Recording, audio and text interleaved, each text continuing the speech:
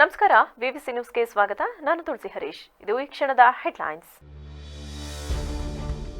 ಅಶ್ಲೀಲ ವಿಡಿಯೋದಲ್ಲಿರುವ ಧ್ವನಿಯ ಜಾಡು ಹಿಡಿದ ಎಸ್ಐಟಿ, ಪ್ರಜ್ವಲ್ ರೇವಣ್ಣಗೆ ಧ್ವನಿ ಪರೀಕ್ಷೆ. ಲಾಕ್ ಆಗ್ತಾರಾ ಹಾಸನದ ಮಾಜಿ ಸಂಸದರು? ಬೇಲೂರು ತಾಲೂಕಿನ ಅರೆಹಳ್ಳಿ ವ್ಯಾಪ್ತಿಯಲ್ಲಿ ಹೆಚ್ಚಿದ ಕಾಡಾನೆ ಹಾವಳಿ. ಸಲಗಗಳ ಉಪಟಳದಿಂದ ಹೈರಾಣಾದ ಕೂಲಿ ಕಾರ್ಮಿಕರು. ತೋಟಗಳಿಗೆ ಕಾರ್ಮಿಕರು ಬಾರದೆ ಪರದಾಡುತ್ತಿರುವ ಮಾಲೀಕರು. ಮಲೆನಾಡು ಭಾಗದಲ್ಲಿ ಬಿರುಗಾಳಿ ಸಹಿತ ಭಾರೀ ಮಳೆ. ಶಿರಾಡಿ ಘಾಟ್ ವ್ಯಾಪ್ತಿಯಲ್ಲಿ ರಸ್ತೆಗೆ ಬೀಳುತ್ತಿರೋ ಗಿಡ ಮರಗಳು, ವಾಹನ ಸಂಚಾರ ಅಸ್ತವ್ಯಸ್ತ. ಲೈಂಗಿಕ ದೌರ್ಜನ್ಯ ಪ್ರಕರಣ ಸಂಬಂಧ ಹಾಸನ ಕ್ಷೇತ್ರದ ಮಾಜಿ ಸಂಸದ ಪ್ರಜ್ವಲ್ ರೇವಣ್ಣ ಅವರಿಗೆ ವಿಶೇಷ ತನಿಖಾ ದಳವು ಧ್ವನಿ ಪರೀಕ್ಷೆಗೊಳಪಡಿಸಿದೆ. ಪ್ರಜ್ವಲ್ ಅವರಿಂದ ಸಂಗ್ರಹಿಸಲಾದ ಧ್ವನಿ ಮಾದರಿಯನ್ನ ವಿಧಿ ವಿಜ್ಞಾನ ಪ್ರಯೋಗಾಲಯಕ್ಕೆ ಎಸ್ಐಟಿ ರವಾನಿಸಿದ್ದು, ಈ ಬಗ್ಗೆ ಎಫ್ಎಸ್ಎಲ್ ವರದಿ ಆಧರಿಸಿ ಲೈಂಗಿಕ ವಿಡಿಯೋಗಳಲ್ಲಿರುವ ಅಪರಿಚಿತ ಪುರುಷನ ಧ್ವನಿ ಬಗ್ಗೆ ಸ್ಪಷ್ಟವಾಗಲಿದೆ. ಅಲ್ಲದೆ ಪ್ರಜ್ವಲ್ ಅವರಿಗೆ ಧ್ವನಿ ಪರೀಕ್ಷೆ ಸಂಬಂಧ ಮಾದರಿ ಸಂಗ್ರಹಿಸಲಾಗಿದೆ ಎಂದು ನ್ಯಾಯಾಲಯಕ್ಕೆ ಸಲ್ಲಿಸಿದ ರಿಮ್ಯಾಂಡ್ ಅಪ್ಲಿಕೇಶನ್ನಲ್ಲಿ ಎಸ್ಐಟಿ ಉಲ್ಲೇಖಿಸಿತ್ತು. ಹಾಸನ ಮಾಜಿ ಸಂಸದ ಪ್ರಜ್ವಲ್ ರೇವಣ್ಣ ಅವರಿಗೆ ಸಂಬಂಧಿಸಿದ್ದು ಎನ್ನಲಾದ ಅಶ್ಲೀಲ ವಿಡಿಯೋಗಳು ತುಂಬಿದ್ದ ಪೆನ್ ಡ್ರೈವ್ ಬಹಿರಂಗವಾಗಿತ್ತು. ಈ ಪೆನ್ ಡ್ರೈವ್ನಲ್ಲಿ ಪತ್ತೆಯಾದ ಕೆಲ ಅಶ್ಲೀಲ ವಿಡಿಯೋಗಳಲ್ಲಿ ಪುರುಷ ಧ್ವನಿ ಕೇಳಿಬಂದಿತ್ತು. ಆದರೆ ಪುರುಷನ ಮುಖಚಹರೆ ಕಂಡುಬಂದಿರಲಿಲ್ಲ. ಹೀಗಾಗಿ ಆ ಪುರುಷ ಧ್ವನಿ ಬಗ್ಗೆ ಖಚಿತಪಡಿಸಿಕೊಳ್ಳಲು ಪ್ರಜ್ವಲ್ ಅವರಿಗೆ ಎಸ್ಐಟಿ ಧ್ವನಿ ಪರೀಕ್ಷೆ ನಡೆಸಿದೆ. ಈ ಅಶ್ಲೀಲ ವಿಡಿಯೋದ ಪುರುಷ ಧ್ವನಿಗೂ ಪ್ರಜ್ವಲ್ ಅವರ ಧ್ವನಿಗೂ ಹೋಲಿಕೆಯಾದರೆ ಲೈಂಗಿಕ ದೌರ್ಜನ್ಯ ಪ್ರಕರಣದಲ್ಲಿ ಎಸ್ಐಟಿಗೆ ಮಹತ್ವದ ವೈದ್ಯಕೀಯ ಪುರಾವೆ ಸಿಗಲಿದೆ ಎನ್ನಲಾಗಿದೆ. ಬೇಲೂರು ತಾಲೂಕಿನ ಅರೆಹಳ್ಳಿ ಹೋಬಳಿಯಾದ್ಯಂತ ಕಾಡಾನೆಗಳ ಉಪಟಳದಿಂದ ಬೆಳೆಗಾರರು ಹಾಗೂ ಕೂಲಿ ಕಾರ್ಮಿಕರು ಹೈರಾಣಾಗಿದ್ದಾರೆ. ಬೀಟಮ್ಮ ಹಾಗೂ ಭುವನೇಶ್ವರಿ ಎಂಬ ಹೆಸರಿನ ಕಾಡಾನೆಗಳ ಗುಂಪು ಕೂಲಿ ಕೆಲಸಕ್ಕೆ ತೆರಳುವಂತಹ ಸಮಯದಲ್ಲಿ ಎದುರುಗೊಳ್ಳುತ್ತಿರುವುದರಿಂದ ಭಯದ ವಾತಾವರಣ ಸೃಷ್ಟಿ ಮಾಡುತ್ತಿವೆ.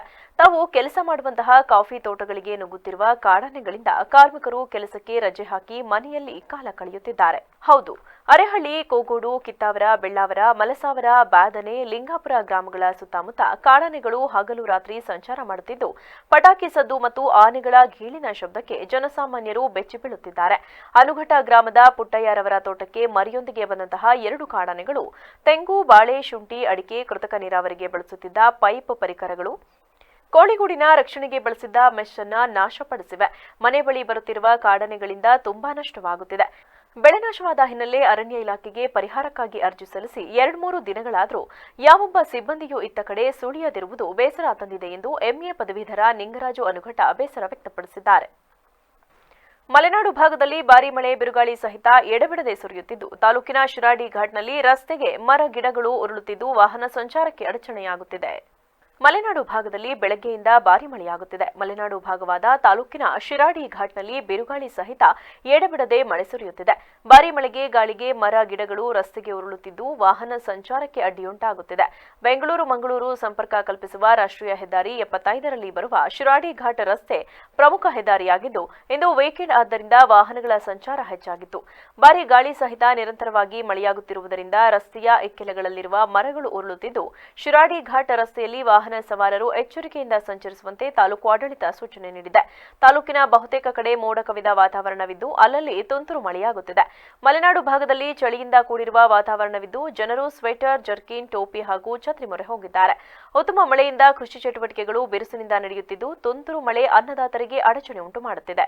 ಯುವಕರು ಕೇವಲ ಮೊಬೈಲ್ ಮತ್ತು ಟಿವಿಯಲ್ಲಿ ಮುಳುಗದೆ ಕಲೆ ಉಳಿಸುವ ಕೆಲಸ ಮಾಡಬೇಕು. ಹಿರಿಯ ಗಾಯಕರಾದ ಎಸ್ಪಿ ಬಾಲಸುಬ್ರಹ್ಮಣ್ಯ ಮತ್ತು ಡಾಕ್ಟರ್ ರಾಜ್ಕುಮಾರ್ ಅವರ ಹಾಡನ್ನ ಕೇಳಿದ್ರೆ ಮನಸ್ಸಿಗೆ ನೆಮ್ಮದಿ ಸಿಗುತ್ತದೆ ಎಂದು ಜಿಲ್ಲಾ ಸರ್ಕಾರಿ ನೌಕರರ ಸಂಘದ ಅಧ್ಯಕ್ಷ ಎ ಕೃಷ್ಣೇಗೌಡ ತಿಳಿಸಿದರು. ನಗರದ ಜಿಲ್ಲಾ ಕನ್ನಡ ಸಾಹಿತ್ಯ ಪರಿಷತ್ತು ಭವನದಲ್ಲಿ ಜಿಲ್ಲಾ ಕಲಾವಿದರ ಸಂಘದ ಅಧ್ಯಕ್ಷರಾದ ಕುಮಾರ್ ನೇತೃತ್ವದಲ್ಲಿ ಭಾನುವಾರದಂದು ಬೆಳಗ್ಗೆ ನಡೆದ ಎಸ್ಪಿ ಬಾಲಸುಬ್ರಹ್ಮಣ್ಯಂ ಜನ್ಮದಿನಾಚರಣೆ ಕಾರ್ಯಕ್ರಮವನ್ನು ಜ್ಯೋತಿ ಬೆಳಗಿಸಿ ಭಾವಚಿತ್ರಕ್ಕೆ ಪುಷ್ಪಾರ್ಚನೆ ನೆರವೇರಿಸುವುದರ ಮೂಲಕ ಉದ್ಘಾಟಿಸಿ ಮಾತನಾಡಿದ ಅವರು, ಇಂದಿನ ಜನತೆ ಟಿವಿ, ಮೊಬೈಲ್ನಲ್ಲೇ ಮುಳುಗಿ ಅವರದೇ ಲೋಕದಲ್ಲಿ ಕಳೆದು ಹೋಗಿದ್ದಾರೆ. ಆಧುನಿಕ ಜಗತ್ತಿನ ಭರಾಟೆಯಲ್ಲಿ ಕಲೆ ಉಳಿಸುವ ಕೆಲಸ ಆಗಬೇಕಿದೆ. ಹಿರಿಯ ಗಾಯಕ ಎಸ್ಪಿ ಬಾಲಸುಬ್ರಹ್ಮಣ್ಯ ಮತ್ತು ಡಾಕ್ಟರ್ ರಾಜ್ಕುಮಾರ್ ಅವರ ಗಾಯನ ಕೇಳಿದಾಗ ನಮ್ಮ ಮನಸ್ಸಿಗೆ ನೆಮ್ಮದಿ ಸಿಗುತ್ತದೆ.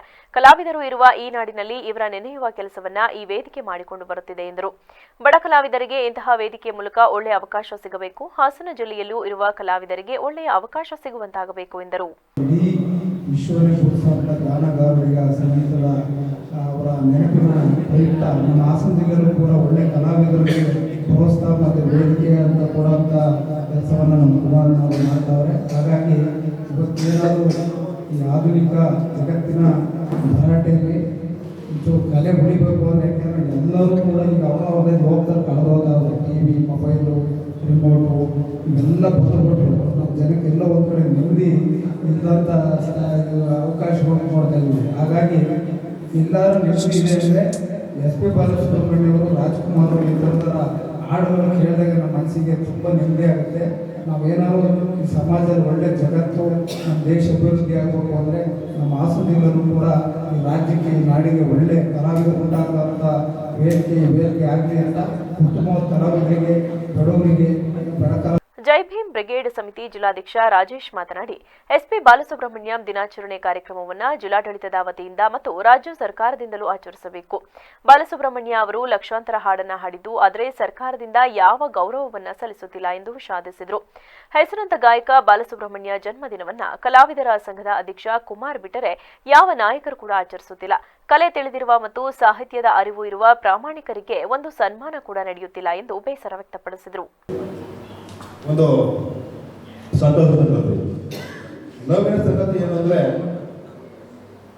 SPB ಅವರ ಜನ್ಮ ದಿನಾಚರಣೆ ಕಾರ್ಯಕ್ರಮವನ್ನು ಜಿಲ್ಲಾಡಳಿತ ಆಚರಿಸಬೇಕಾಗುತ್ತೆ, ರಾಜ್ಯ ಸರ್ಕಾರನೂ ಆಚರಿಸಬೇಕಾಗುತ್ತೆ, ಭಾರತ ಸರ್ಕಾರನೂ ಆಚರಿಸಬೇಕಾಗುತ್ತೆ. ಏನಕ್ಕೆ ಈ ವಿಷಯದ ಮಾತು ಹೇಳ್ತೀನಿ ಅಂತ ಹೇಳಿದ್ರೆ, ಲಕ್ಷಾಂತರ ಹಾಡನ್ನು ಆಡೋರು ಶ್ರೀತಾ ಎಸ್ ಪಿ ಬಾಲಸುಬ್ರಹ್ಮಣ್ಯ ಅವರು. ಆದರೆ ಜಿಲ್ಲಾಡಳಿತ ಆಗಲಿ, ರಾಜ್ಯ ಸರ್ಕಾರ ಆಗಲಿ, ಕೇಂದ್ರ ಸರ್ಕಾರ ಆಗಲಿ ಅವ್ರಿಗೆ ಯಾವುದೇ ಥರದ ಒಂದು ಗೌರವವನ್ನು ಸಹ ಸಲ್ಲಿಸ್ತಾ ಇಲ್ಲ. ಸಂತೋಷದ ಸಂಗತಿ ಅಂದರೆ, ವಿಶೇಷವಾಗಿ ನಮ್ಮ ಹಾಸನ ಜಿಲ್ಲೆಯಲ್ಲಿ ಕುಮಾರ್ ಸರ್ ಬಿಟ್ಟರೆ ಇನ್ಯಾವ ನಾಯಕರು ಸಹ ಈ ಒಂದು ಯಾರು ಕಾರ್ಯಕ್ರಮ ಮಾಡ್ತಾ ಇಲ್ಲ. ವಿಶೇಷವಾಗಿ ಪ್ರಾಮಾಣಿಕರಿಗೆ ಅಂದರೆ ಕಲೆ ಗೊತ್ತಿರೋರಿಗೆ, ಸಾಹಿತ್ಯ ಅರಿವಿರೋರಿಗೆ ಒಂದು ಪ್ರಾಮಾಣಿಕವಾಗಿ ಒಂದು ಸನ್ಮಾನ ಸಹ ನಡೀತಾ ಇಲ್ಲ ಈ ಒಂದು ಹಾಸನ ಜಿಲ್ಲೆಯಲ್ಲಿ. ಈ ಸಂದರ್ಭದಲ್ಲಿ ಜಿಲ್ಲಾ ಕಲಾವಿದರ ಸಂಘದ ಅಧ್ಯಕ್ಷರಾದ ಕುಮಾರ್, ಸಮಾಜ ಸೇವಕರಾದ ವಿಜಯ್ ಕುಮಾರ್, ಮಹಂತೇಶ್, ಜೈ ಭೀಮ್ ಬ್ರಿಗೇಡ್ ಸಂಘಟನಾ ಸಮಿತಿಯ ಕಾರ್ಯಾಧ್ಯಕ್ಷರಾದ ಚಂದ್ರಶೇಖರ್, ಗಾಯಕಿ ಅಂಜಲಿ, ಮುಸ್ತಫಾ, ಅನ್ನಪೂರ್ಣ, ನೀತು, ಜಯರಾಮ್ ಸೇರಿದಂತೆ ಹಲವಾರು ಗಾಯಕರು ಹಾಜರಿದ್ದರು. ಮಹಾಲಕ್ಷ್ಮಿ ಥಿಯೇಟರ್ಸ್ ಬ್ಯಾನರ್ ಅಡಿಯಲ್ಲಿ ನಿರ್ಮಾಣಗೊಳ್ಳುತ್ತಿದ್ದ ಪುಟ್ಟಗೂಡಿನ ಪಟ್ಟದರಸಿ ಮಕ್ಕಳ ಕನ್ನಡ ಚಲನಚಿತ್ರದ ಚಿತ್ರೀಕರಣ ಶೆಟ್ಟಿಹಳ್ಳಿ ಚರ್ಚಿನಲ್ಲಿ ಚಿತ್ರದ ಅಂತಿಮ ಹಂತದ ಕ್ಲೈಮ್ಯಾಕ್ಸ್ ಚಿತ್ರೀಕರಣ ಮಾಡುವ ಮೂಲಕ ಮುಕ್ತಾಯಗೊಂಡಿತು.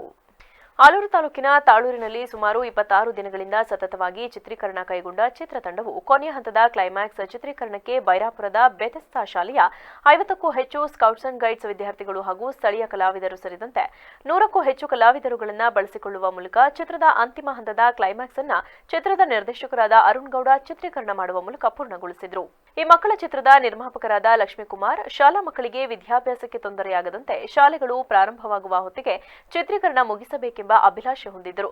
ಅದರಂತೆ 1 ತಿಂಗಳ ಒಂದೇ ಹಂತದ ಚಿತ್ರೀಕರಣಕ್ಕೆ ತಯಾರಿ ನಡೆಸಿದ ಚಿತ್ರತಂಡವು 26 ದಿನಗಳಲ್ಲಿ ಚಿತ್ರದ ಎಲ್ಲಾ ಸನ್ನಿವೇಶಗಳನ್ನು ಚಿತ್ರೀಕರಣ ಮಾಡಿ ಮುಗಿಸಿದ್ದು, ಸಾಹಿತಿಗಳು ಹಾಗೂ ಶಿಕ್ಷಕರಾದ ಕೊಟ್ರೇಶ್ ಎಸ್ ಉಪ್ಪಾರ್ ಅವರ ಕಾದಂಬರಿ ಆಧಾರಿತ ಈ ಮಕ್ಕಳ ಚಿತ್ರವಾಗಿದ್ದು, ಕಾದಂಬರಿಯಲ್ಲಿ ಬರುವ ಎಲ್ಲಾ ಸನ್ನಿವೇಶಗಳು ಹಾಗೂ ಸಂಭಾಷಣೆಗಳು ಸ್ವಾಭಾವಿಕವಾಗಿ ಬರಬೇಕೆಂಬ ನಿಟ್ಟಿನಲ್ಲಿ ಪ್ರತಿದಿನ ನಿರ್ಮಾಪಕ ಹಾಗೂ ನಿರ್ದೇಶಕರೊಂದಿಗೆ ಚರ್ಚಿಸುವ ಮೂಲಕ ಕಲಾವಿದರಿಗೆ ಮಾರ್ಗದರ್ಶನ ನೀಡುತ್ತಿದ್ದರು. ಹಾಗಾಗಿ ಎಲ್ಲಾ ಸನ್ನಿವೇಶಗಳನ್ನು ಕಾದಂಬರಿಯಲ್ಲಿ ಮೂಡಿ ಬಂದಿರುವ ಪ್ರಕಾರದಲ್ಲಿಯೇ ಚಿತ್ರೀಕರಣ ಮಾಡುವಂತಾಗಿದೆ. ತಮ್ಮ ಕಾದಂಬರಿ ಸಿನಿಮಾ ಆಗುವ ಮೂಲಕ ಸಮಾಜಕ್ಕೆ ಸ್ಕೌಟ್ಸ್ ಅಂಡ್ ಗೈಡ್ಸ್ ವಿದ್ಯಾರ್ಥಿಗಳ ಜೀವನದಲ್ಲಿ ನಡೆಯುವ ಕಥೆಯನ್ನ ಓದುಗರಿಗೆ ಹಾಗೂ ಸಿನಿಪ್ರಿಯರಿಗೆ ನೋಡುವಂತೆ ಮಾಡಿದ ನಿರ್ಮಾಪಕರಿಗೆ ಹಾಗೂ ಚಿತ್ರತಂಡದವರಿಗೆ ಧನ್ಯವಾದಗಳನ್ನು ಹೇಳುವ ಮೂಲಕ ಖುಷಿ ವ್ಯಕ್ತಪಡಿಸಿದರು. ಕೊಟ್ರೇಶ್ ಉಪ್ಪಾರ್ ಅವರ ಬರೆದಿರುವ ಪುಟ್ಟಗೂಡಿನ ಪಟ್ಟದರಸಿ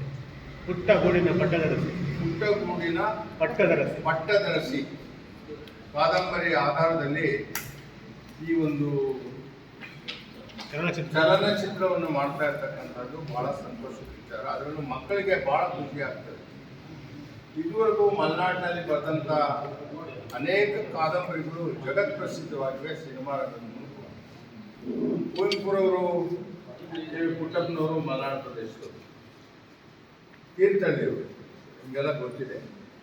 ಅವರು ಬರೆದಿರ್ತಕ್ಕಂಥ ಪುಸ್ತಕಗಳ ಆಧಾರದ ಮೇಲೆ ಅನೇಕ ಕಾದಂಬರಿಗಳಾಗಿವೆ. ಅನೇಕ ಕಾದಂಬರಿಗಳ ಆಧಾರದ ಮೇಲೆ ಚಲನಚಿತ್ರಗಳಾಗಿವೆ. ಅವೆಲ್ಲ ಯಶಸ್ವಿಯಾಗಿದೆ. ಡಾಕ್ಟರ್ ಯು ಆರ್ ಅನಂತಮೂರ್ತಿ ಅವರು ಸಹಿತ ಮಲೆನಾಡಿನ ಪ್ರದೇಶದವರು. ಅವರು ಬರೆದಿರ್ತಕ್ಕಂಥ ಅನೇಕ ಧರ್ಮವು ಪ್ರತಿಯೊಬ್ಬರಿಗೂ ಶಿಕ್ಷಣವನ್ನು ನೀಡುತ್ತದೆ ಮತ್ತು ಜೀವನದ ಧಾರ್ಮಿಕ ದೃಷ್ಟಿಯನ್ನ ಬೆಳೆಸುವುದರ ಮೂಲಕ ಆತ್ಮವಿಶ್ವಾಸವನ್ನ ಬೆಳೆಸುತ್ತದೆ ಎಂದು ತುಮಕೂರಿನ ಅತ್ತಿಮಬ್ಬೆ ಶಿಕ್ಷಣ ಸಂಸ್ಥೆಯ ಮುಖ್ಯಸ್ಥೆ ಬ್ರಹ್ಮಚಾರಿಣಿ ಜಲಜ ದೀದಿ ಹೇಳಿದರು. ಶ್ರೀ ಕ್ಷೇತ್ರ ಶ್ರವಣಬೆಳಗೊಳ ದಿಗಂಬರ ಜೈನ ಮಹಾಸಂಸ್ಥಾನ ಮಠದಲ್ಲಿ ಶ್ರುತ ಕೇವಲಿ ಎಜುಕೇಷನ್ ಟ್ರಸ್ಟ್ ವತಿಯಿಂದ ಜೈನ ಬಡ ವಿದ್ಯಾರ್ಥಿಗಳಿಗಾಗಿ ಆರಂಭಗೊಂಡ ಕಾಳಲಾದೇವಿ ಕನ್ಯಾಶ್ರಮವನ್ನ ಭಾನುವಾರ ಉದ್ಘಾಟಿಸಿ ಮಾತನಾಡಿದ ಅವರು, ಧರ್ಮ ಒಂದು ಸಾಮಾಜಿಕ ಮತ್ತು ಆಧ್ಯಾತ್ಮಿಕ ಸಂಸ್ಕೃತಿಯ ಅಂಗವಾಗಿದೆ. ಇದು ವ್ಯಕ್ತಿಯ ಜೀವನದ ಅತ್ಯುತ್ತಮ ದಿಕ್ಸೂಚಿಯಾಗಿದ್ದು ಸಮಾಜವನ್ನ ಸುಧಾರಿಸುತ್ತದೆ. ನೀತಿ, ತತ್ವ, ಶ್ರದ್ಧೆ, ಆದರ್ಶಗಳ ಮೂಲಕ ಮನುಷ್ಯನ ಜೀವನವನ್ನ ನಿರ್ದಿಷ್ಟಗೊಳಿಸುತ್ತದೆ. ಧರ್ಮವು ಜ್ಯೋತಿ ಇದ್ದಂತೆ ಯಾವಾಗಲೂ ಧರ್ಮ ಜ್ಯೋತಿ ಪ್ರಜ್ವಲಿಸುವಂತೆ ವಿದ್ಯಾರ್ಥಿಗಳಲ್ಲಿ ಸಂಸ್ಕಾರಯುತ ಶಿಕ್ಷಣ ನೀಡಬೇಕು ಎಂದರು. 8 ಗಂಟೆ ಬೆಳಿಗ್ಗೆ 8 ಗಂಟೆಗೆ ಅಲ್ಲಿ ನೆಲದ ಮೇಲೆ ಕಾಲಿಡಕ್ಕೆ ಸಾಧ್ಯ ಇಲ್ಲ. ಆ ಥರ ತಾಪಮಾನ ಅಲ್ಲಿ. ನಮ್ಮ ಹತ್ರ ನೋಡಿ ಆರಾಮಾಗಿ ಬೆಟ್ಟ ಹತ್ತೀವಲ್ಲ, ನಾವು ಚಪ್ಪಲ್ ಹಾಕೊಂಡು ಹತ್ತೀವ ಇಲ್ಲ. ಹಾಗೆ ಅಷ್ಟು ಸಮಶೀತೋಷ್ಣ ಪ್ರದೇಶ ನಮ್ಮ ಕರ್ನಾಟಕ. ಅಂತ ಕರ್ನಾಟಕದಲ್ಲಿ ಜನ್ಮ ತಾಳಿದ್ದೀವಿ. ಆಗಾಗ ಈ ಕ್ಷೇತ್ರದ ಸಂಪರ್ಕ ನಮಗೆ ಸಿಗುತ್ತೆ. ನಾವೆಲ್ಲ ಪುಣ್ಯಜೀವಿಗಳು. ಮೊದಲು ನಾವು ಏನು ಮಾಡಬೇಕಪ್ಪ ಅಂತ ಹೇಳಿದ್ರೆ ಮಿಥ್ಯಾತ್ವ ಬಿಡಬೇಕು, ಸಂಹಿತ್ವನ ಗಟ್ಟಿಯಾಗಿ ಇಟ್ಕೊಳ್ಬೇಕು. ಸಂಹಿತ್ವ ಅಂದರೆ ಏನಪ್ಪ? ಜಿನದೇವನೇ ದೇವ, ಜಿನಶಾಸ್ತ್ರವೇ ಶಾಸ್ತ್ರ, ಜಿನ ಮುನಿಗಳೇ ಗುರುವೆನಗೆ, ನೆನೆವೇನು ಮತ್ತೊಂದ ಕನಸು ಮನಸ್ಸಿನೋಳು, ಜಿನಪತಿಯೇ ನೀನೆನ್ನ ಬರೆಯು. ಆ ಜಿನ ಭಗವಂತರನ್ನ ಬಿಟ್ರೆ ಇನ್ಯಾವುದು ನನಗೆ. ಮಹಾರಾಷ್ಟ್ರದ ಕಿರಣ ರವೀಂದ್ರ ಪಾಟೀಲ್ ಮಾತನಾಡಿ, ನೈತಿಕ ಮತ್ತು ಸಂಸ್ಕಾರಯುತ ಶಿಕ್ಷಣ ಅತ್ಯಂತ ಮುಖ್ಯವಾದುದು. ಇದು ವಿದ್ಯಾರ್ಥಿಗಳಿಗೆ ಸಾಮಾಜಿಕ ಜವಾಬ್ದಾರಿ, ಮೌಲಿಕ ಮೌಲ್ಯಗಳನ್ನು ಕಲಿಸುವುದರ ಜೊತೆಗೆ ಸಮಾಜದಲ್ಲಿ ಉತ್ತಮ ನಾಗರಿಕರಾಗಲು ಸಹಕಾರಿಯಾಗುತ್ತದೆ. ನೈತಿಕ ಮತ್ತು ಸಾಂಸ್ಕೃತಿಕ ಪರಿಚಯ ಮತ್ತು ಅವುಗಳ ಪ್ರಭಾವವನ್ನು ಅರಿಯುವ ಅವಕಾಶವನ್ನು ನೀಡುತ್ತದೆ. ಹೀಗೆ ನೈತಿಕ ಮತ್ತು ಸಾಂಸ್ಕೃತಿಕ ಶಿಕ್ಷಣ ವಿದ್ಯಾರ್ಥಿಗಳ ನಿಜವಾದ ವಿಕಾಸಕ್ಕೆ ಕಾರಣವಾಗುತ್ತದೆ ಎಂದರು. ಜೈನ ಧರ್ಮದ ಪ್ರಭಾವವನ್ನು ಬೆಳಕಿಗೆ ತಂದಂತಹ ಕರ್ಮಯೋಗಿ ಸ್ವಸ್ತಿ ಶ್ರೀ ಚಾರುಕೀರ್ತಿ ಭಟ್ಟಾರಕ ಮಹಾಸ್ವಾಮೀಜಿಯವರಿಗೆ ಇಡೀ ನಮ್ಮ ಜೈನ ಧರ್ಮದ ಪರವಾಗಿ ಚಾಮಿಯನ್ನು ಸಲ್ಲಿಸುತ್ತಾ ಈ ದಿನ ಶುದ್ಧ ಕೇವಲಿ ಟ್ರಸ್ಟ್ನಿಂದ ಕಾಳಲಾದೇವಿ ಕನ್ಯಾಶ್ರಮವನ್ನು ಸ್ಥಾಪಿಸಲು ಜೈನ ಧರ್ಮ ಉಳಿವಿಗಾಗಿ ಶ್ರಮಿಸುತ್ತಿರುವಂತಹ ಧರ್ಮ ಬಂಧುಗಳಿಗೆ ನಮ್ಮ ಜೈನ ಧರ್ಮ ಶ್ರಮಿಸುತ್ತಿರುವುದು ಶ್ಲಾಘನೀಯ. ಇಂತಹ ಒಂದು ಕಾರ್ಯಕ್ರಮಕ್ಕೆ ಆಶೀರ್ವಾದವನ್ನು ಬೇಡುತ್ತಾ ಶ್ರವಣಬೆಳಗೊಳದ ಕ್ಷೇತ್ರವನ್ನು ಹೆಚ್ಚಿನ ಅಭಿವೃದ್ಧಿಗ. ಕಾರ್ಯಕ್ರಮದಲ್ಲಿ ಬೆಂಗಳೂರಿನ ಉದ್ಯಮಿ ಟಿ ಪ್ರಸನ್ನಕುಮಾರಿ, ಎಸ್ಟಿಜೆಎಂಐಎಸ್ಸಿ ಟ್ರಸ್ಟ್ ಕಾರ್ಯಾಧ್ಯಕ್ಷ ಎಚ್ಪಿ ಅಶೋಕ್ ಕುಮಾರ್, ಶ್ರವಣಬೆಳಗೊಳ ದಿಗಂಬರ ಜೈನ ಸಮಾಜದ ಅಧ್ಯಕ್ಷ ಜೆಪಿ ಪದ್ಮಕುಮಾರ್, ಶ್ರುತಕೇವಲಿ ಎಜುಕೇಷನ್ ಟ್ರಸ್ಟ್ನ ಮ್ಯಾನೇಜಿಂಗ್ ಟ್ರಸ್ಟಿ ಪುಟ್ಟರಾಜ್ ಮುಂತಾದವರಿದ್ದರು. ಈಗ ಒಂದು ಚಿಕ್ಕ ಬ್ರೇಕ್. ಮಂಗಳ ಅಚೀವರ್ಸ್ ಪದವಿ ಪೂರ್ವ ಕಾಲೇಜು ಹಾಸನದ ಪ್ರತಿಷ್ಠಿತ ಶಿಕ್ಷಣ ಸಂಸ್ಥೆಯಾದ ಅಚೀವರ್ಸ್ ಪದವಿ ಪೂರ್ವ ಕಾಲೇಜು ಹಾಗೂ ಮತ್ತೊಂದು ಪ್ರತಿಷ್ಠಿತ ಶಿಕ್ಷಣ ಸಂಸ್ಥೆಯಾದ ಮಂಗಳ ಪದವಿ ಪೂರ್ವ ಕಾಲೇಜಿನೊಂದಿಗೆ ಶೈಕ್ಷಣಿಕ ಸಹಭಾಗಿತ್ವ ಪಡೆದಿರುವುದು ಹಾಸನದ ಶೈಕ್ಷಣಿಕ ಕ್ಷೇತ್ರದಲ್ಲಿ ಹೊಸದೊಂದು ಅಧ್ಯಾಯವನ್ನು ಪ್ರಾರಂಭಿಸಿದೆ. ಕಾಲೇಜಿನಲ್ಲಿ ಗಂಡು ಮಕ್ಕಳಿಗೆ ಹಾಗೂ ಹೆಣ್ಣು ಮಕ್ಕಳಿಗೆ ಪ್ರತ್ಯೇಕ ಹಾಸ್ಟೆಲ್ ವ್ಯವಸ್ಥೆ ಇದ್ದು ಶುಚಿಯಾದ ಊಟದ ವ್ಯವಸ್ಥೆ ಇರುತ್ತದೆ. ಇದರೊಂದಿಗೆ ವಿದ್ಯಾರ್ಥಿಗಳ ರಕ್ಷಣೆಯ ದೃಷ್ಟಿಯಿಂದ ಸಿಸಿ ಕ್ಯಾಮೆರಾ ಒಳಗೊಂಡಂತೆ ಎಲ್ಲ ಮುನ್ನೆಚ್ಚರಿಕಾ ಕ್ರಮಗಳನ್ನು ಕೈಗೊಳ್ಳಲಾಗುವುದು. ವಿದ್ಯಾರ್ಥಿಗಳಿಗೆ ವೈದ್ಯಕೀಯ ಸೌಲಭ್ಯ ಸಹ ಕಾಲೇಜಿನಲ್ಲೇ ನೀಡಲಾಗುತ್ತದೆ. ದಿನದ 24 ಗಂಟೆಯೂ ವೈಫೈ ಸೌಲಭ್ಯ ಹಾಗೂ ನಿರಂತರ ವಿದ್ಯುತ್ ವ್ಯವಸ್ಥೆ ಸೌಲಭ್ಯ ಸೇರಿದಂತೆ ವಿಶಾಲವಾದ ಫಿಸಿಕ್ಸ್, ಕೆಮಿಸ್ಟ್ರಿ, ಬಯಾಲಜಿ ಹಾಗೂ ಕಂಪ್ಯೂಟರ್ ಸೈನ್ಸ್ ಲ್ಯಾಬ್ಗಳು ಮತ್ತು ವಿಶಾಲವಾದ ತರಗತಿಗಳ ವ್ಯವಸ್ಥೆಯೂ ಇರುತ್ತದೆ. ಹಾಗೆಯೇ ವಿದ್ಯಾರ್ಥಿಗಳ ದೈಹಿಕ ಆರೋಗ್ಯದ ಹಿತದೃಷ್ಟಿಯಿಂದ ಕ್ರೀಡಾ ಚಟುವಟಿಕೆಗಳು ಕೂಡ ಅತಿ ಹೆಚ್ಚು ಒತ್ತು ನೀಡಲಾಗುವುದು. ವಿದ್ಯಾರ್ಥಿಗಳ ಸರ್ವತೋಮುಖ ಬೆಳವಣಿಗೆಗೆ ಸಹಕಾರಿಯಾಗುವ ನಿಟ್ಟಿನಲ್ಲಿ ಹೆಜ್ಜೆ ಇಡುತ್ತಿರುವ ಮಂಗಳ ಅಚೀವರ್ಸ್ ಪದವಿ ಪೂರ್ವ ಕಾಲೇಜಿನಲ್ಲಿ 2024-25ನೇ ಸಾಲಿಗೆ ದಾಖಲಾತಿ ಪ್ರಾರಂಭವಾಗಿರುತ್ತದೆ. ಈ ಕೂಡಲೇ ದಾಖಲಾತಿಗಾಗಿ ಸಂಪರ್ಕಿಸಿ ಮಂಗಳ ಅಚೀವರ್ಸ್ ಪದವಿ ಪೂರ್ವ ಕಾಲೇಜು 9611578008 8105914003. ಮಂಗಳ ಅಚೀವರ್ಸ್ ಪದವಿ ಪೂರ್ವ college, B Katihalli dairy circle ಹತ್ತಿರ ಟೊಯೋಟಾ ಶೋರೂಮ್ ಎದುರು, ಹಾಸನ. ಬ್ರೇಕ್ನ ನಂತರ ವಿವಿಸಿ ನ್ಯೂಸ್ಗೆ ಮತ್ತೆ ಸ್ವಾಗತ. ಶಿಕ್ಷಣ ಪ್ರೇಮಿಗಳು ತಾಲೂಕು ನಾಮಧಾರಿ ಸಮಾಜ ಭಟ್ಕಳ ಸಂಘಟನೆಯಿಂದ ನೆಚ್ಚಲಮಕ್ಕಿ ವೆಂಕಟರಮಣ ಸಭಾಭವನದಲ್ಲಿ ಎಸ್ಎಸ್ಎಲ್ಸಿ ಹಾಗೂ ಪಿಯುಸಿ ವಿದ್ಯಾರ್ಥಿನಿಯರುಗಳಿಗೆ ಪ್ರತಿಭಾ ಪುರಸ್ಕಾರ ಕಾರ್ಯಕ್ರಮ ಹಮ್ಮಿಕೊಳ್ಳಲಾಗಿತ್ತು. ಶಿಕ್ಷಣ ಪ್ರೇಮಿಗಳು ತಾಲೂಕು ನಾಮಧಾರಿ ಸಮಾಜ ಸಂಘಟನೆಯಿಂದ ಭಟ್ಕಳ ತಾಲೂಕು ಮಟ್ಟದಲ್ಲಿ ಶೈಕ್ಷಣಿಕವಾಗಿ ಉತ್ತಮ ಸಾಧನೆ ಮಾಡಿದ ಸಮಾಜದ ವಿದ್ಯಾರ್ಥಿಗಳಿಗೆ ಪ್ರತಿಭಾ ಪುರಸ್ಕಾರ ಹಾಗೂ ಸಾಮಾಜಿಕ, ಧಾರ್ಮಿಕ ಮುಂತಾದ ಕ್ಷೇತ್ರದಲ್ಲಿ ಸಾಧನೆಗೈದ ಹಿರಿಯರಿಗೆ ಸನ್ಮಾನ ಕಾರ್ಯಕ್ರಮ ಏರ್ಪಡಿಸಲಾಗಿತ್ತು. ಕಾರ್ಯಕ್ರಮದ ಉದ್ಘಾಟನೆಯನ್ನ ಸನ್ಮಾನಿತ ನಿವೃತ್ತ ಶಿಕ್ಷಕರು, ನಾಮಧಾರಿ ಅಭಿವೃದ್ಧಿ ಸಂಘದ ಮಾಜಿ ಅಧ್ಯಕ್ಷರು ಶ್ರೀ ಡಿಬಿ ನಾಯಕ್ ದೀಪ ಬೆಳಗಿಸುವುದರ ಮುಖಾಂತರ ಉದ್ಘಾಟಿಸಿ ಮಾತನಾಡಿದರು. ವಿದ್ಯಾರ್ಥಿಗಳಲ್ಲಿ ಕಲಿಯುವ ಇಚ್ಛಾಶಕ್ತಿ ಹೆಚ್ಚಾಗಬೇಕು. ಹಿಂದಿನ ಕಾಲಗಳಲ್ಲಿ ವಿದ್ಯೆ ಕಲಿಯುವುದು ತುಂಬಾ ಕಷ್ಟವಾಗಿತ್ತು. ಆದರೆ ಇಂದು ಹಲವಾರು ಹಲವಾರು ಸಂಘಗಳು, ಶಿಕ್ಷಣ ಪ್ರೇಮಿಗಳು, ದಾನಿಗಳು ವಿದ್ಯಾರ್ಥಿಗಳಿಗೆ ಆರ್ಥಿಕ ಸಹಾಯ ಹಸ್ತ ಚಾಚುತ್ತಿರುವುದು ತುಂಬಾ ಸಂತಸ. ಅದರಿಂದ ಮಕ್ಕಳಲ್ಲಿ ಕಲಿಯುವ ಇಚ್ಛಾಶಕ್ತಿ ಬೆಳೆಸಿಕೊಂಡರೆ ಐಎಎಸ್, ಐಪಿಎಸ್ಗಳಂತಹ ಉದ್ಯೋಗ ಪಡೆಯುವಲ್ಲಿ ಸಹಾಯವಾಗುತ್ತದೆ ಎಂದರು. ಶೈಕ್ಷಣಿಕ ಸೌಲಭ್ಯ ಅಂತೂ ಆವಾಗಿನ ಕಾಲದಲ್ಲಿ ಇರಬೇಕಿಲ್ಲ ಅಂತ ತಪ್ಪಾಗಲಿಕ್ಕಿಲ್ಲ. ನಮ್ಗೆ ಗೊತ್ತಿದೆ ನಮ್ಮ ನಾಮಧಾರಿ ಸಮಾಜ ಯಾವ ರೀತಿಯಲ್ಲಿ ಬೆಳಗ್ತಾ ಇತ್ತು. ಶತಶತಮಾನಗಳಿಂದ ತುಳಿತಕ್ಕೊಳಗಾದಂಥ ಸಮಾಜ, ಕಡು ಬಡತನದಿಂದ ಜೀವಿಸಿದಂಥ ಸಮಾಜ, ಕೃಷಿ ಕೂಲಿ ನಾಳಿ ಮಾಡಿಕೊಂಡು ತಾಳೆ ಮರದ ಹಿಟ್ಟಿನ ಗಂಜಿ ಕುಡಿದು ಬಂದಂಥ ಸಮಾಜ ನಮ್ಮದು. ಅಷ್ಟೊಂದು ಏನು ಸುಖಾಗಿರುತ್ತೆ. ಅನ್ನ ಹೊಟ್ಟೆ ಅನ್ನ ಊಟ ಮಾಡಲಿಕ್ಕೆ ಅವಕಾಶ ಇದ್ದಿರಲಿಲ್ಲ. ತಾಯಿನ ಗಂಜಿಯಿಂದಲೇ ಹೊಟ್ಟೆ ತುಂಬಿಕೊಂಡು ಅಂತ ಪರಿಸ್ಥಿತಿ ಇತ್ತು. ನಾನು ಕೂಡ ತಾಯಿನ ಗಂಜಿ ಕೊಡ್ತವಳೆ. ಯಾಕಂದ್ರೆ ನನಗೀಗ 83 ವರ್ಷ ಹೇಳ್ತರು. ಆ 83 ವರ್ಷ ಇತ್ತೀಚೆಗೆ ಒಂದು 50 ವರ್ಷದ ಈಚೆ ನಾನು ಹೊಟ್ಟೆ ತುಂಬ ಮಾಡ್ತಾ ಇದ್ದೇನೆ. ಅನ್ನ ಇನ್ನೆಲ್ಲ ತಾಯಿನ ಗಂಜಿನೇ ಹೊಟ್ಟೆ ತುಂಬಿಕೊಡ್ತಾ ಇದ್ದೇನೆ. ಆದರೆ ಇವತ್ತಿನ ನಮ್ಮ ಬಂಧುಗಳಿಗೆ ಶ್ರೀದೇವರು ಒಳ್ಳೆ ರೀತಿಯಾದ ಅವಕಾಶವನ್ನು ಕೊಟ್ಟಿದ್ದಾರೆ. ಹೊಟ್ಟೆ ತುಂಬ ಊಟ, ಆನಂತರ ಕಲಿಯುವಂತ ಆಸಕ್ತಿ ಇದ್ದಂತೆ ತುಂಬಾ ಉನ್ನತ ವಿದ್ಯಾಭ್ಯಾಸ. ಈ ಸಂದರ್ಭದಲ್ಲಿ ಸಹಕಾರಿ ದೂರಿನ ಖ್ಯಾತ ಉದ್ಯಮಿ ಈರಪ್ಪ ನಾಯಕ್ ಗರ್ಡಿಕರ್, ನಾಮಧಾರಿ ಸಂಘದ ಅಧ್ಯಕ್ಷ ಅರುಣ್ ನಾಯಕ್, ನಿವೃತ್ತ ನ್ಯಾಯಾಧೀಶರಾದ ರವಿ ನಾಯಕ್, ಸ್ಪಂದನ ಸಂಘದ ಅಧ್ಯಕ್ಷರಾದ ರಾಘವೇಂದ್ರ ನಾಯಕ್, ಶಿವಾನಂದ ನಾಯಕ್ ಮತ್ತಿತರರು ಉಪಸ್ಥಿತರಿದ್ದರು. ಪ್ರತಿಯೊಬ್ಬರು ನಂದಿನಿ ಉತ್ಪನ್ನಗಳನ್ನು ಬಳಸಿದರೆ ಪರೋಕ್ಷವಾಗಿ ರೈತರಿಗೆ ಬೆಂಬಲ ನೀಡಿದಂತಾಗುತ್ತದೆ ಎಂದು ಸಂಘದ ಅಧ್ಯಕ್ಷ, ಮಂಡ್ಯ ಜಿಲ್ಲಾ ಹಾಲು ಒಕ್ಕೂಟದ ನಿರ್ದೇಶಕ, ಶಾಸಕರಾದ ಎಚ್ ಟಿ ಮಂಜು ತಿಳಿಸಿದರು.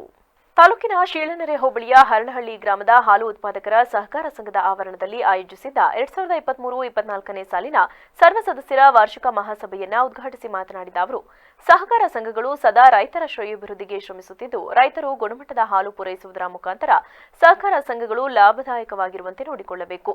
ಬೇರೆ ಜಿಲ್ಲೆಗಳಿಗೆ ಹೋಲಿಸಿದರೆ ಹೆಚ್ಚಿನ ಬೆಲೆ ನೀಡಿ ರೈತರಿಂದ ಹಾಲು ಖರೀದಿ ಮಾಡುತ್ತಿದ್ದು, ಹಸುಗಳಿಗೆ ತಪ್ಪದೇ ಜೀವ ವಿಮೆ ಮಾಡಿಸಿ ಹಾಗೂ ರೈತರಿಗಾಗಿ ರೈತ ಕಲ್ಯಾಣ ಟ್ರಸ್ಟ್ ನಡಿ 1 ಲಕ್ಷದವರೆಗೆ ಜೀವ ವಿಮೆ ಸೌಲಭ್ಯವಿದ್ದು ಯೋಜನೆಯನ್ನ ಸದುಪಯೋಗಪಡಿಸಿಕೊಳ್ಳಬೇಕು.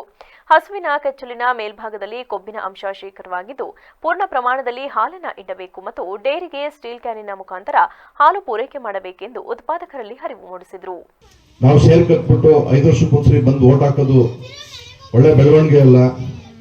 ಒಂದು ಸಂಘದ ಸದಸ್ಯರಾದ್ರೆ ಆ ಸಂಘದ ಸಮಗ್ರ ಚಿತ್ರಣ, ಲಾಸ್ ಎಲ್ಲಿದೆಯೋ, ಆದಾಯ ಇದೆಯೋ, ಆದಾಯ ಬಂದ್ರೆ ಎಷ್ಟು ಆದಾಯ ಬಂದಿದೆ, ಲಾಸ್ ಆಗಿದೆ ಎಷ್ಟು ಲಾಸ್ ಆಗಿದೆ, ಸಂಪೂರ್ಣ ವಿಚಾರ ಆ ಸದಸ್ಯನಿಗೆ ತಿಳಿದಿರಬೇಕು ಅಂತ ಸರ್ಕಾರ ಕಡ್ಡಾಯವಾಗಿ ಮಾಡಿದೆ ಇದನ್ನ. ಹಂಗಾಗಿ ಎಲ್ಲಾ ಷೇರ್ದಾರರು ಸಹ ವಾರ್ಷಿಕ ಮಹಾಸಭೆಯಲ್ಲಿ ಕಡ್ಡಾಯವಾಗಿ ಹಾಜರಾಗಬೇಕು ಆದಂತ ಒಂದು ಅನಿವಾರ್ಯತೆ ಇದೆ. ಹಾಗಾಗಿ ತಾವೆಲ್ಲರೂ ಸಹ ಬಹುತೇಕ ಗ್ರಾಮದ ಎಲ್ಲ ಷೇರ್ದಾರರು ಹಾಜರಾಗಿದ್ರೆ ಒಳ್ಳೇದು ಅಂತ ಮಾತನ್ನ ಒಂದು ದೃಷ್ಟಿಯಿಂದ ಇದನ್ನು ಮಾಡಿದ್ದಾರೆ. ಜೊತೆಗೆ ಮುಂದುವರೆದು ನಾಗಪ್ಪ ಅವರು ಹೇಳಿದ್ರು, ಇವತ್ತು ನಮ್ಮ ಹರಳಹಳ್ಳಿನಲ್ಲಿ ಪರ್ಟಿಕ್ಯುಲರ್ ಆಗಿ ಬೆಳಿಗ್ಗೆ 500 ಲೀಟ್ರು, ಸಂಜೆ 200 ಲೀಟ್ರು ಮಾತ್ರ ಹಾಲು ಬರ್ತಾ ಇದೆ. ಈ ಸಂಘದಲ್ಲಿ 206 ಲೀಟ್ರು, 207 ಲೀಟ್ರು 2 ಟೈಮಿಂದ 400 ಲೀಟ್ರ್ ಬರ್ತಾ ಇದೆ. ಬಟ್ ಬಹುತೇಕ ಯಾವುದೇ ಒಂದು ಕಮ್ಮಿ ಹಾಲು ಉತ್ಪಾದನೆ ಮಾಡ್ತಾರಂತ ಸಂಘಕ್ಕೆ BMC ಕೊಡಲ್ಲ. ನಾನೇ ಒಕ್ಕೂಟದ ನಿರ್ದೇಶಕನಾಗಿರೋ ಕಾರ್ಯಕ್ರಮದಲ್ಲಿ ಸಂಘದ ಉಪಾಧ್ಯಕ್ಷೆ ಅನುರುತಿ, ನಿರ್ದೇಶಕರಾದ Mahesh, H K Shivaram, Basavegowda, Ahmad Pasha, Lokesh, HS Vishwanath, HM Dilip, Chhayadevi ಸೇರಿದಂತೆ ಇತರರು ಉಪಸ್ಥಿತರಿದ್ದರು. ಪೌರಾಣಿಕ ನಾಟಕಗಳು ಕೇವಲ ಮನರಂಜನೆಗೆ ಸೀಮಿತವಾಗದೆ ಉತ್ತಮ ಸಮಾಜ ನಿರ್ಮಾಣ ಮಾಡುವಲ್ಲಿ ಯಶಸ್ವಿಯಾಗಿವೆ ಎಂದು ಮನ್ಮೂಲ್ ನಿರ್ದೇಶಕ ಡಾಲುರವಿ ಹೇಳಿದರು. ತಾಲೂಕಿನ ಬೂಕನಕೆರೆ ಹೋಬಳಿ ದೊಡ್ಡನಕಟ್ಟೆ ಬಸವೇಶ್ವರ ಕೃಪಾಪೋಷಿತ ನಾಟಕ ಮಂಡಳಿ ವತಿಯಿಂದ ದಿವಂಗತ ವಿಡಿ ದೇವೇಗೌಡ, ದಿವಂಗತ ಪರಶುರಾಮೇಗೌಡ ಹಾಗೂ ದಿವಂಗತ ಚಲುವೇಗೌಡ ಸ್ಮರಣಾರ್ಥ ಕುರುಕ್ಷೇತ್ರ ಅಥವಾ ಧರ್ಮರಾಜ್ಯ ಸ್ಥಾಪನೆ ಎಂಬ ಪೌರಾಣಿಕ ನಾಟಕದ ವೇದಿಕೆಯ ಕಾರ್ಯಕ್ರಮದಲ್ಲಿ ಮುಖ್ಯ ಅತಿಥಿಗಳಾಗಿ ಭಾಗವಹಿಸಿ ಮಾತನಾಡಿದ ಅವರು, ಮನರಂಜನೆ ಹಾಗೂ ಸಮಯ ಕಳೆಯಲು ಎಂಬಂತೆ ನಾವು ಪೌರಾಣಿಕ ನಾಟಕಗಳನ್ನು ನೋಡುತ್ತಿದ್ದೇವೆ. ಆದರೆ ಗ್ರಾಮೀಣ ಭಾಗಗಳಲ್ಲಿ ಪೌರಾಣಿಕ ನಾಟಕಗಳು ಎಂದಿಗೂ ಭಕ್ತಿ ಮತ್ತು ಭಾವನೆಯ ಸಂಕೇತವಾಗಿವೆ. ಪೌರಾಣಿಕ ನಾಟಕಗಳು ಸ್ವಾಸ್ಥ್ಯ ಬದುಕನ್ನು ಕಟ್ಟಿಕೊಳ್ಳಲು ನೆರವಾಗುತ್ತವೆ ಎಂದರು. ಮಧ್ಯಾಹ್ನ ಬಂದಿದ್ ಮಳೆ ಈ ಕಡೆ ಬಂದಿರೋ ಮೋಸ ನಾಟಕ ಆಡಕ್ ಆಯ್ತಿದ್ರೆ ನಮ್ಮ ಸದನ ಕಡೆ ಹೋಯ್ತು. ಸಂಜೆ 6:30-7 ಗಂಟೆ ಪುಣ್ಯಕ್ಕೆ ಮಳೆ ದೂರ ಆಗಿ ತನಕ ಮಳೆ ಹೋಗೋದ್ ಬೇಡ, ಬೆಳಗಿನ ಜಾವ 5 ಗಂಟೆ ಹೋಗೋದ್ ಬೇಡ ಅಷ್ಟೇ. ಯಾಕೆಂದ್ರೆ ಕಲ್ತಿರೋರ್ಗೂ ಅನುಕೂಲ ಆಗ್ಲಿ, ಮಳೆ ಹೋದ್ರೆ ಎಲ್ಲ ಸೂಕ್ಷ್ಮವಾಗಿರ್ತದೆ. ಯಾಕೆ 1 ತಿಂಗಳಿಂದ ಎಷ್ಟೋ ಬೋರ್ಗಳು ಬಂದು ಕುಡಿಯಕ್ ನೀರಿಲ್ಲ. ಇವತ್ತೆಲ್ಲ ಒಂದ್ ಕಡೆ ಮಳೆ ಹೋದ್ಮೇಲೆ ಸ್ತಂಭಾಗಿ ಕೂತಿದ್ದೀರಿ, ಒಂದ್ ಸ್ವಲ್ಪ ಬೇಸಾಯ ಮಾಡಕ್ಕೆ ಬಲವಾಗಿಲ್ಲ, ಹಂಗಾಗಿ ಕೂತಿದ್ದೀರಿ. ಬೆಳಿಗ್ಗೆ 4 ಗಂಟೆ ಹೊಟ್ಟೋಗೋರು ಯಾರು ಬೆಳಿಗ್ಗೆ ಗದ್ದೆಗೆ 4 ಗಂಟೆ ಹೊರಗೆ ಹಾಕಂತ ಪರಿಸ್ಥಿತಿ ಇಲ್ಲ. ಯಾಕಂದ್ರೆ ಎಲ್ಲ ತ್ಯಾವ ಕೂತದೆ, ಹಂಗಾಗಿ ನೋಡ್ತಾರೆ. ಒಂದೇ ಒಂದು ಹೇಳೋದಿಷ್ಟೇ, ಇಲ್ಲಿ ನಾಟಕ ಕಲ್ತಿರೋರು ಅವ್ರ ಕಡೆ ನೆಂಟರುಗಳು ಮೊದಲನೇ ಕೃಷ್ಣ ಎರಡನೇ ಕೃಷ್ಣ ಅಂತ ನೋಡ್ತಾನೆ. ಮೂರನೇ ನಾಟಕ ನೋಡಿ ಒಂದನೇ ಕೃಷ್ಣ ಅದಕ್ಕೆ ನೀವೇ ದೊಡ್ಡೋದ್ರೆ ಎರಡನೇ ಕೃಷ್ಣ ಕಡೆ ನೋಡೋರು ಯಾರಿರ್ತಾರು? ಮೊದಲನೇ ದುರ್ಯೋಧನ ಕಡೆ ಧರ್ಮರಾಯ ಕಡೆ ಹೊರಟೋದ್ರೆ ಎರಡನೇ ಯಾರು ನೋಡ್ತಾರೋ ಗೊತ್ತಿಲ್ಲ. ಅದರಿಂದ ನಮ್ಮ ರಾಮಣ್ಣಪ್ಪ ಬೆಳಗಾನ ನೋಡ್ತಾನೆ ಎಲ್ಲೋರು ನಾಟಕದಲ್ಲಿ. ನಂತರ ಮಾತನಾಡಿದ ಸಮಾಜ ಸೇವಕ ಆರ್ಟಿಒ ಸಂಘದ ರಾಜ್ಯಾಧ್ಯಕ್ಷರಾದ ಮಲ್ಲಿಕಾರ್ಜುನ್, ನಮ್ಮ ತಾಲೂಕಿನಲ್ಲಿ ಕಲೆಗೆ ಗೌರವವನ್ನು ನೀಡುತ್ತಿರುವುದು ಸಂತಸದ ವಿಷಯವಾಗಿದೆ.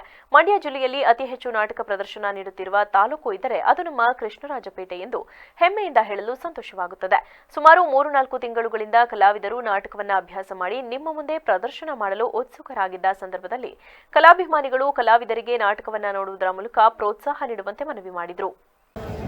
ಗದನಕಟ್ಟೆ ಗ್ರಾಮದಲ್ಲಿ ಶ್ರೀ ಬಸವೇಶ್ವರ ಕೃಪಾಪೋಷಿತ ನಾಟಕ ಮಂಡಳಿಯವರ ವತಿಯಿಂದ ಕುರುಕ್ಷೇತ್ರ ಅಥವಾ ಧರ್ಮರಾಜ್ಯ ಸ್ಥಾಪನೆ ಎಂಬ ಸುಂದರ ಪೌರಾಣಿಕ ನಾಟಕವನ್ನು ಆಯೋಜನೆ ಮಾಡಿ ಇದೀಗ ತಾನೇ ವಿದ್ಯುಕ್ತವಾಗಿ ಗಜಮುಖನ ಪ್ರಾರ್ಥನೆ ಮಾಡಿ ಯಾವುದೇ ವಿಘ್ನಗಳು ಬರದಂತೆ ನಿರ್ವಿಘ್ನವಾಗಿ ಕಾರ್ಯಕ್ರಮ ಮೂಡಿಬರಲಿ ಅಂತ ಈಗ ತಾನೇ ಪ್ರಾರ್ಥನೆಯನ್ನು ಮಾಡಿದ್ದಾರೆ. ವೇದಿಕೆಯ ಮೇಲೆ ಆಸೀನರಾಗಿರ್ತಕ್ಕಂಥ ಸ್ನೇಹಿತರುಗಳು ಆದಂಥ ಮಹೇಶ್ ಅಣ್ಣ ಮತ್ತು ರವಿಯಣ್ಣವರೇ, ಕಾರ್ಯಕ್ರಮನ ಆಯೋಜನೆ ಮಾಡಿರ್ತಕ್ಕಂಥ ಬಸವೇಶ್ವರ ನಾಟಕ ಮಂಡಳಿಯ ಎಲ್ಲ ಕಲಾಭಿಮಾನಿಗಳೇ, ದೊಡ್ಡನಕಟ್ಟೆ ಗ್ರಾಮದ ಸುತ್ತಮುತ್ತಲ ಗ್ರಾಮಸ್ಥರ ಎಲ್ಲ ಕಲಾಭಿಮಾನಿಗಳೇ, ಕಲಾ ಪೋಷಕರೇ, ಪಾತ್ರಧಾರಿಗಳು ನಿರಂತರ ಅಭ್ಯಾಸದಿಂದ ಇವತ್ತು ಈ ಕಾರ್ಯಕ್ರಮನ ಕೊಡಬೇಕು ಅಂತ ಉತ್ಸಾಹದಿಂದ ಇದ್ದಾರೆ. ವರುಣಾನು ಕೂಡ ಕೃಪೆಯನ್ನು ತೋರಿಸಿ. ಈ ಸಂದರ್ಭದಲ್ಲಿ ಪುರಸಭಾ ಹಿರಿಯ ಸದಸ್ಯ ಕೆಬಿ ಮಹೇಶ್, ಪ್ರಥಮ ದರ್ಜೆ ಗುತ್ತಿಗೆದಾರ ಅರಳುಕುಪ್ಪೆ ಮೋಹನ್, ಪಿಎಲ್ಡಿ ಬ್ಯಾಂಕ್ ಮಾಜಿ ಅಧ್ಯಕ್ಷ ಕಾಂತರಾಜೇಗೌಡ, ಎಂಡಿಸಿಸಿ ಬ್ಯಾಂಕ್ ಮಾಜಿ ಅಧ್ಯಕ್ಷ ವಿಡಿ ಹರೀಶ್, ಕಿರಣ್, ಮಹೇಶ್, ವಿಠಲಾಪುರ ಗ್ರಾಮ ಪಂಚಾಯಿತಿ ಅಧ್ಯಕ್ಷ ಕುಮಾರ್ ಸೇರಿದಂತೆ ಇತರರು ಉಪಸ್ಥಿತರಿದ್ದರು. ಕಿಡ್ನಿ ಮತ್ತು ಹೃದಯ ಸಮಸ್ಯೆಯಿಂದ ಬಳಲುತ್ತಿದ್ದ ವೃದ್ಧೆ ಪದ್ಮಮ್ಮ ಅವರಿಗೆ ಹೆಚ್ಚಿನ ಚಿಕಿತ್ಸೆಗಾಗಿ ಸಮಾಜ ಸೇವಕ ಆರ್ಟಿಒ ಮಲ್ಲಿಕಾರ್ಜುನ್ ಆತ್ಮಸ್ಥೈರ್ಯದ ಜೊತೆಗೆ ಆರ್ಥಿಕ ಸಹಾಯ ನೀಡಿದರು. ಪಟ್ಟಣದ ಬಸವೇಶ್ವರ ನಗರದ ನಿವಾಸಿ ಪದ್ಮಮ್ಮ ಹಲವು ವರ್ಷಗಳಿಂದ ಕಿಡ್ನಿ ಮತ್ತು ಹೃದಯ ಸಮಸ್ಯೆಯಿಂದ ಬಳಲುತ್ತಿದ್ದು, ಅವರು ಹೆಚ್ಚಿನ ಚಿಕಿತ್ಸೆಗಾಗಿ ಸಹಕಾರ ನೀಡುವಂತೆ ಪಟ್ಟಣದಲ್ಲಿರುವ ಆರ್ಟಿಒ ಮಲ್ಲಿಕಾರ್ಜುನ್ ರವರ ಕಚೇರಿಗೆ ಆಗಮಿಸಿ ಮನವಿ ಮೇರೆಗೆ ಸ್ಥಳದಲ್ಲೇ ತಮ್ಮ ಕೈಲಾದ ಸಹಾಯದ ಜೊತೆಗೆ ಆತ್ಮಸ್ಥೈರ್ಯ ನೀಡುವ ಮೂಲಕ ಮಾನವೀಯತೆ ಮೆರೆದರು.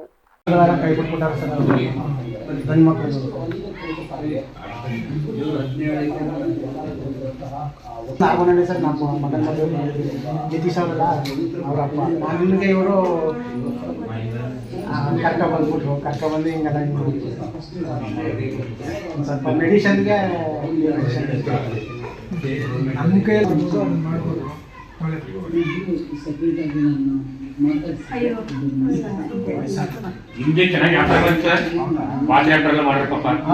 ಕೊನೆಯಲ್ಲಿ ಮತ್ತೊಮ್ಮೆ ಹೆಡ್ಲೈನ್ಸ್.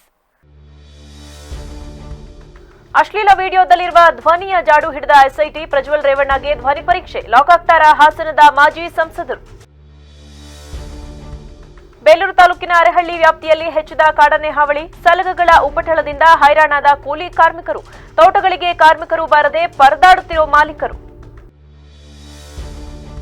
ಮಲೆನಾಡು ಭಾಗದಲ್ಲಿ ಬಿರುಗಾಳಿ ಸಹಿತ ಭಾರೀ ಮಳೆ, ಶಿರಾಡಿ ಘಾಟ್ ವ್ಯಾಪ್ತಿಯಲ್ಲಿ ರಸ್ತೆಗೆ ಬೀಳುತ್ತಿರೋ ಗಿಡ ಮರಗಳು, ವಾಹನ ಸಂಚಾರ ಅಸ್ತವ್ಯಸ್ತ. ಕ್ಷಣಕ್ಷಣದ ಸುದ್ದಿಗಾಗಿ ನೋಡ್ತಾ ಇರಿ ವಿವಿಸಿ ಟಿವಿ, ಸತ್ಯದ ಕಡೆ ನಮ್ಮ ನಡೆ. ಪಾಂಡಿತ್ಯ euro school, Basaveshwara Nagar, Belur road, Hassan.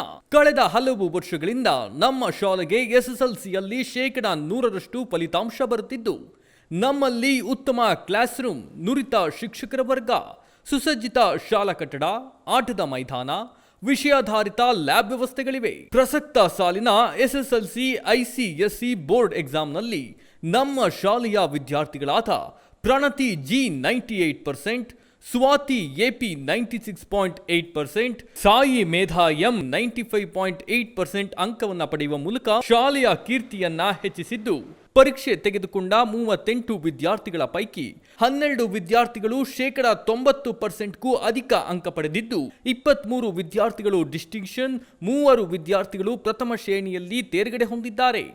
ನಿಮ್ಮ ಮಕ್ಕಳ ಉತ್ತಮ ಭವಿಷ್ಯಕ್ಕೆ ಪಾಂಡಿತ್ಯ ಯೂರೋ ಸ್ಕೂಲ್ ಅತ್ಯುತ್ತಮ ಆಯ್ಕೆ. 2024-25ನೇ ಸಾಲಿಗೆ ದಾಖಲಾತಿ ಪ್ರಾರಂಭವಾಗಿದೆ. ಹೆಚ್ಚಿನ ಮಾಹಿತಿಗಾಗಿ ಸಂಪರ್ಕಿಸಿ 9742263102, 9742263108, 9742263110. ಪಾಂಡಿತ್ಯ euro school, Basaveshwara Nagar, Belur road, Hassan. Hi everybody, I am Mr. J.B. Murthy, Principal of Panditya Euro School. Very nice to meet you all through this media. You all must be knowing that ICSE class 10th board results have been out 2 days before. Our school has given the best results at board level of class 10th. Our school has produced 1390% and above students, 23 students with 80% and above, only 3 students they scored first classes. Yeah, my school students have outshined at board levels. 98% was the highest percentage, 96.8% was the second topper, and 95.8 was the third topper, including practice sessions continuously we have taken up. And we brought teachers, the excellent teaching fraternity from outside, and winter classes were conducted. And beyond 5:30 p.m. till 6:30 we had given the special coaching, the extended coaching and the remedial coaching for weaker sessions. A lot of hard work service given by the teachers, which has resulted into getting an excellent results at board levels. We are proud to say our teachers are doing the extraordinary job. My students are tuning to that interest, coming out with a colorful percentages at board levels. They are outshining at board level results. ನನ್ನ ಹೆಸರು ಗಿರೀಶ್ ಅಂತ, ನಾನು SBIನಲ್ಲಿ ಕೆಲಸ ಮಾಡೋದು. ನನ್ನ ಮಗಳು ಪ್ರಣತಿ G ಈ ವರ್ಷ ICSE 10th 98% ತಗೊಂಡು ಪಾಂಡಿತ್ಯ ಯೂರೋ ಸ್ಕೂಲ್ ಟಾಪರ್ ಆಗಿದ್ದಾಳೆ. ಇದ್ರ ಬಗ್ಗೆ ನಮಗೆ ತುಂಬ ಹೆಮ್ಮೆ ಅನಿಸುತ್ತೆ. ಮತ್ತು ಸ್ಕೂಲ್ನವರು ಹಾಗೂ ನಾವು ಎಲ್ಲರೂ ಅವಳು ಒಳ್ಳೆ ಪರ್ಸೆಂಟೇಜ್ ತಗೊಳ್ತಾಳೆ ಅಂತ ಎಕ್ಸ್ಪೆಕ್ಟ್ ಮಾಡಿದ್ವಿ. ಆಲ್ಮೋಸ್ಟ್ ನಾವು ನಮ್ಮ ನಿರೀಕ್ಷೆಯಂತೆಯೇ ಅವಳು ಸ್ಕೋರ್ ಮಾಡಿದ್ದಾಳೆ. ನನ್ನ ಹೆಸರು ಶೈಲಶ್ರೀ ಅಂತ, ನಾನು ಪ್ರೌಢಶಾಲಾ ಶಿಕ್ಷಕಿಯಾಗಿ ಕೆಲಸ ಮಾಡ್ತಾಯಿದ್ದೀನಿ. ನಾನು ಪ್ರಣತಿ ಜಿ ಅವರ ತಾಯಿ. ಅವಳು ಈ ವರ್ಷ 2023-24 ಸಾಲಿನಲ್ಲಿ ಯೂರೋ ಸ್ಕೂಲಲ್ಲಿ ಟಾಪರ್ ಆಗಿದ್ದಾಳೆ. ಅದು ತುಂಬ ಹೆಮ್ಮೆಯ ವಿಷಯ ಹಾಗೂ ತುಂಬ ಸಂತೋಷ ಕೊಟ್ಟಿದೆ ನಮಗೆಲ್ಲರಿಗೂ. I am Pranati G. I scored 98 in this academic year and topped Panditya Euro School. I am deeply honored to stand before you to speak a few words and share my experience about topping Panditya Euro School for this academic year. I would express my sincere and heartfelt gratitude to the school management, academic director, principal, teachers and all my friends. Special thanks to my parents and grandparents who all constantly encouraged me and guided me to score this one. ನಮಸ್ತೆ, ನಾನು ಮಂಜುನಾಥ್, ಸಾಯಿ ಮೇಧಾ ಅವರ father. ನನ್ನ ಮಗಳು ಪಾಂಡಿತ್ಯ euro ಸ್ಕೂಲಲ್ಲಿ LKGಯಿಂದ ಓದ್ತಾ ಇದ್ದಾಳೆ. ಮುಂಚೆಯಿಂದನೇ ಚೆನ್ನಾಗಿ ಸ್ಕೋರ್ ಮಾಡ್ತಾಯಿದ್ದಾಳೆ. ಟೀಚರ್ಸ್ ಎಲ್ಲ ತುಂಬ ಕೋಚಿಂಗ್ ತುಂಬ ಚೆನ್ನಾಗಿದೆ. ಇಲ್ಲಿ ತುಂಬ ಒಳ್ಳೆ ಕೋಆಪ್ರೇಟ್ ಮಾಡ್ತಾರೆ ಟೀಚರ್ಸ್. ನಮಸ್ತೆ, ನಾನು ಗೀತಾ ಅಂತ, ನಾನು ಹೌಸ್ ವೈಫ್ ಆಗಿದ್ದೀನಿ. ನನ್ನ ಮಗಳು ಸಾಯಿ ಮೇಧಾ, ಅವಳು 95.8 ತೆಗೆದಿದ್ದಾಳೆ 10th. ನನಗೇನು ಅನ್ಸೋದು ಅಂತಂದರೆ, ಓದ್ಬೋದು ಎಲ್ಲ ಮಕ್ಕಳು, ಅಂದರೆ ಸಪೋರ್ಟ್ ಇರಬೇಕು, ಅವ್ರಿಗೆ ಕೋಆಪರೇಷನ್ ಇರಬೇಕು. ಅದು ಈ ಸ್ಕೂಲಲ್ಲಿ ತುಂಬ ಚೆನ್ನಾಗಿ ಸಿಕ್ಕಿದೆ. I am Sai Medha M and I scored 95.8% in this academic year. Firstly, I would like to thank the principal, the coordinator and the school teachers, because without them I wouldn't have stood here. It wouldn't be possible, because they constantly supported us and encouraged us to excel more and more in each and every exam. And secondly, I would like to thank my parents, who also continuously supported me and encouraged me. ಪಾಂಡಿತ್ಯ euro school, Basaveshwara Nagar, Belur road, Hassan.